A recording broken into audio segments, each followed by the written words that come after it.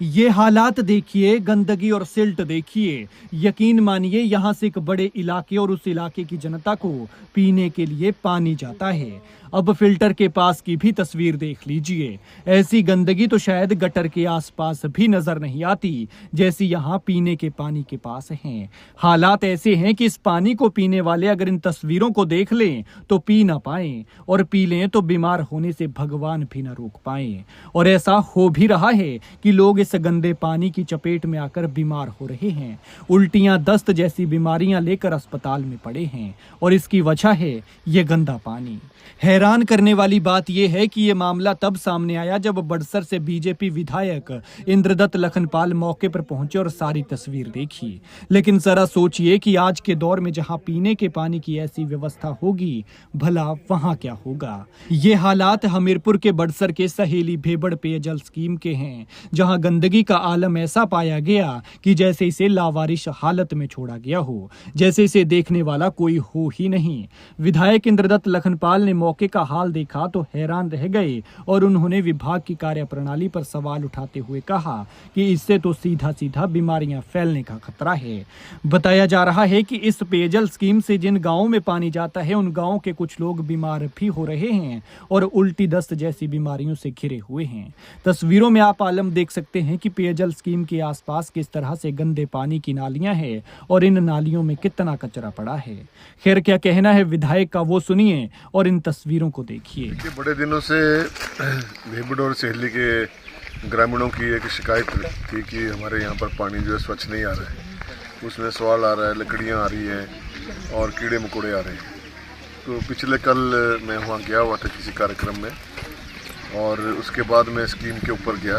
वहाँ स्कीम के जो हालात मैंने देखे वो बहुत ही दयनीय थे और चिंताग्रस्त भी थे कि जहाँ हम 21वीं सदी में प्रवेश कर चुके हैं और टेक्नोलॉजी के युग में प्रवेश कर चुके हैं, बावजूद उसके यदि जो हमारी स्कीमें जो बनी है उनके अनुसार आम जनता को स्वच्छ पानी ना मिले, तो ये हमारे लिए भी और सरकारों के लिए भी दुर्भाग्यपूर्ण है। हम जितनी भी बातें करते रहें सदन के अंदर, सदन के बाहर, बड़ी बड़ी योजनाएं बनाते रहें, वो कागज़ों पर ही बनी रहें और धरातल पर काम ना हो। जो जनता की अपेक्षाएं होती हैं सरकारों से, अगर उसके अनुसार काम ना हो तो ये एक अपने आप में ही बहुत चिंता का विषय है। और कल जब मैंने वहाँ पाया जो फ़िल्टर वहाँ पे लगे हुए हैं, वो फ़िल्टर भी बहुत छोटे हैं और मैकेनिकल फ़िल्टर वहाँ लगाए गए हैं।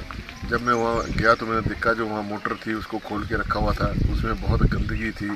जो गैलरी है वहाँ पर पानी की, जिससे पहले गैलरी में पानी आता है, फिर उसके बाद वो टैंक में जाता है, वहाँ वो गैलरी बंद है पिछले 8-10 सालों से। और इसके बारे में कई बार विभाग को लिखित तौर पर भी कहा गया कि इसका समाधान किया जाए, लेकिन ना जाने क्यों जल शक्ति विभाग के जो ऑफिसर्स हैं वो इतने लापरवाह हैं, जो जनता के स्वास्थ्य के साथ इतना बड़ा खिलवाड़ कर रहे हैं। आज जिस प्रकार की बीमारियों से आम जनता को जूझना पड़ रहा है, तो सबसे ज़्यादा जो है पेयजल जो हमारा प्रदूषित हो गया हुआ, उसकी वजह से बीमारियाँ लग रही हैं। और जल जनित जो बीमारियां हैं, अगर सरकार जो है इसके ऊपर ध्यान नहीं देगी तो इसका जो है बहुत ही विपरीत असर जो है जनता के ऊपर पड़ेगा, उनके स्वास्थ्य के ऊपर पड़ रहा है। उसके बारे में कौन जिम्मेवार है? जो हम लोग जिम्मेवार हैं, सरकार जिम्मेवार है। इसलिए सरकार को अपने अधिकारियों को स्पष्ट निर्देश देने चाहिए कि जितनी भी स्कीमें, मेरे क्षेत्र की बात नहीं है, पूरे प्रदेश में जहाँ जहाँ पर भी पानी की स्कीमें बनी हुई हैं वहाँ पर वो निरंतर रूप से उसका निरीक्षण करें। मैं नहीं समझता कि कोई बड़ा अधिकारी कभी इन स्कीमों के पास गया भी हो या उन्होंने उसको ध्यान से देखा भी हो और उसका निरीक्षण भी किया हो। और सबसे बड़ी बात क्या है कि जब अधिकारियों से बात की जाती है तो अधिकारी बोलते हैं हमारा बजट नहीं है, मेंटेनेंस के लिए पैसा नहीं है। तो ये किसकी जिम्मेवारी है? मैं बड़े समय से देख रहा हूँ, इसमें कई बार मैं जल शक्ति मंत्री से, मुख्यमंत्री महोदय से और सदन में भी चर्चा कर चुका हूँ कि जो हमारी पानी की जो स्कीमें हैं, इतनी स्कीमें करोड़ों रुपए की बनी हुई हैं, उनका रख रखाव जो है ठीक से नहीं हो पाता।